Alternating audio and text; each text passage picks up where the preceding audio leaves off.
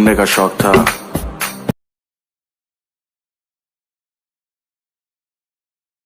उसे मचाना आता था।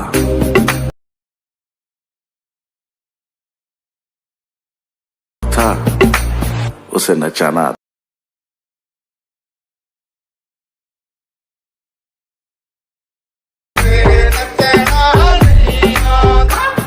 तो गाइस यार बस एक ही चीज कहूंगा कि अगर ये वीडियो आपको जरा सी भी अच्छी लगे तो प्लीज यार इस वीडियो को लाइक करना, और जिन लोगों ने पहले से सब्सक्राइब कर रखा है उनको दिल से सलाम, और जिन्होंने सब्सक्राइब नहीं किया है वो प्लीज चैनल को सब्सक्राइब कर ले।